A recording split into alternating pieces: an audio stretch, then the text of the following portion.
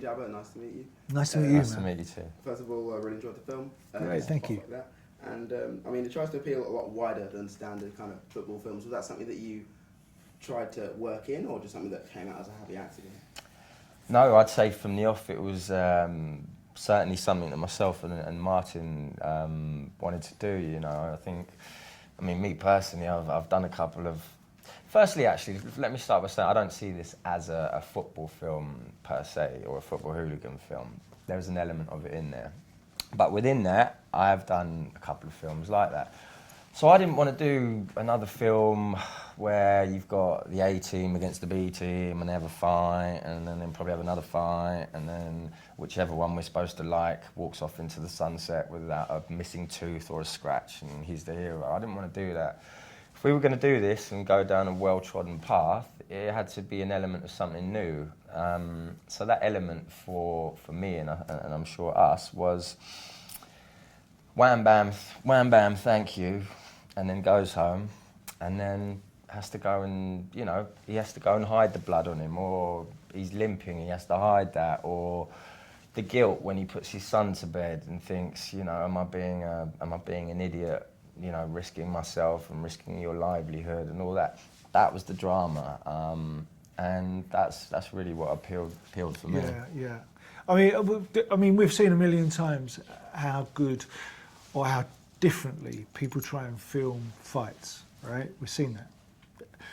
What we haven't seen is a film like this with incredible performances. And that's what I hope this film is. It's a real performance movie. And hopefully it will appeal not just to the bloke that sits down to watch his DVD or that goes to the theatre to watch it, but it'll appeal to his missus as well. And they will both get something out of it.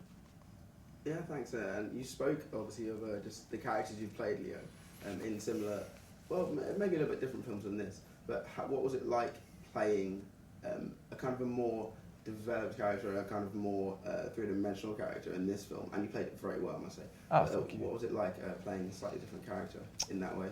It was a dream to do that because, you know, as we sort of touched on briefly before, you know, there's a lot of these films, they don't want to do it 3D. They want you to be the Teflon Don from start to finish. And by Teflon, that means you don't get hurt and you don't cry and you don't show emotion because you're just this one-dimensional hard man.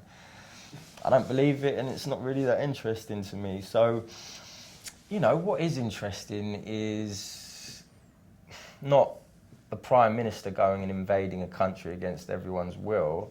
It's going back and talking to his loved ones when they say to him, really, have you made the right decision? And you know, and that's the drama, not the, you know, not the violence of it. So, you know, it was a beautiful thing to play and a beautiful opportunity to play that. And any characters that I've played in the past, the ones that I've loved doing and hold fondly after the fact, are the ones where they're a bit of a grey area, you know. Oh, you're really nice, but there's something nasty about you. Oh, you're really nasty, but I quite like you. And oh, I feel sorry for you. Questions, you know. Dialogue. If people go and watch a film and they come out and they talk about it and they say, oh yeah, what did you think about that? And did you like him? Oh, he was a bastard, but oh, I felt... That's what's important to me. If you just go and watch a bunch of moving pictures and then walk out and go, right, where's the nearest Pizza Express? Do you know what I mean? So those characters, those roles, this role, dream. I loved the fact, when I was behind the monitor and I was watching Leo work, that he wasn't just giving me the hard man. He was showing a vulnerability to the character that will draw you in and want to know more. And I love that. That was my favourite stuff that he was giving me all the way through the movie. What was it like directing, obviously, and then producing yourself, actually, Leo, because you took a role outside of being in front of the camera as well. What was it like directing, Leo, and what was it like producing a film written? Directing Leo, it's easy. Man. It's easy. Anyone who gives you a great performance, it's easy. It's just all you have to do is gently kind of shift the ship from side to side to make sure it matches the next scene. You know, I don't have to go up to Leo and say, oh, Leo, can you do it like this? You know, you don't have to do that because he understands it, he's got it, he runs with it. but all you have to do is sometimes you adjust it so that it matches the following stuff that Leo doesn't see when we're shooting, you know, so the scenes all gel together. But, you know, directing good actors is just a joy. Must have been a nice thing to be able to do, to sit back and let the actors just work and let the people just absolutely is. You know, I mean, I think from being my years as an actor, I think you understand the stresses and the strains that actors go through. You understand people's heartbeats. At the times, you know their heart is racing sometimes before they start their lines, and sometimes you put the cans on and you're listening to them while you're watching the monitor, and you can hear the heartbeat. And your job sometimes isn't even to direct, it's just to make everybody just relax a bit. And that way you'll get it. You'll get the real performance. And that's what I love about this film, is above everything, it's a performance movie. And people see it and say, fuck, he was good in that. And Leo, did your heart beat more as a producer or an actor? Which one was your heart more in? I mean, my heart in the sense of which do I love. I mean, this is my first time producing. If I'm being honest, when you are with the project from such an early point, when you get on the set, it's one of the few times that you don't get the massive heart rate, because you know you're such a level of comfort. You've been developing the script for months. You've known every facet of it.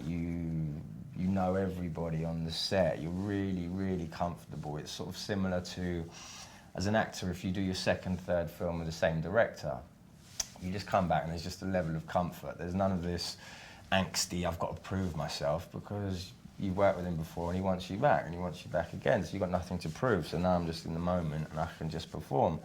But at other times, you know, you've come to a job, you've maybe had a 10-minute meeting in a little room in Soho, and then 2 months later you're on a set and there's 100-odd people and everyone's staring at you and everyone's going, right, what's he going to bring to the table? And then it becomes, shit, I'm Leo and I've got to do this and I've got to perform. Forget that, man, you're not Leo and you're not this. And that's what Martin does with all of the cast. He'll smell it. I mean, I told a story to another journalist, but it's such a true one. We were casting in Spotlight on Leicester Square. You'd see an actor come in, you know, nervous, maybe he's had to run to get there, he's half sweating, he's shaking, he's like da-da-da-da-da, he's stumbling over his lines, and you can just see in his eyes that he's so much better than that, and he knows he's better than that.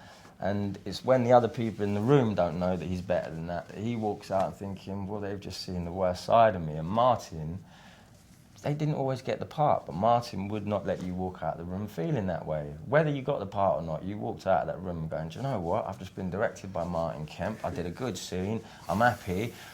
Agent, when's my next meeting? Rather than, oh no, I've got another audition. Oh no, I don't want to go through that again. But that's just experience, because you've been there yourself. But I've worked with experienced directors that are so far the other way that they're so used to everything being like that it's like cattle, you know, and you're not like that. Oh, thank you. No, 100. Well, that's a lovely relationship.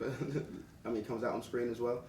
Just the directing of you as Billy Evans is the beats hit every kind of time that there's a big emotional moment. You feel that quite genuinely. Cool. And I mean, we are out of time now, but the film is out on the 23rd of May. I hope lots of people go see it. It's a really just fun, dramatic film. So well done on that, and thank you. Wicked. Thank you very much, man. Thank you. Nice.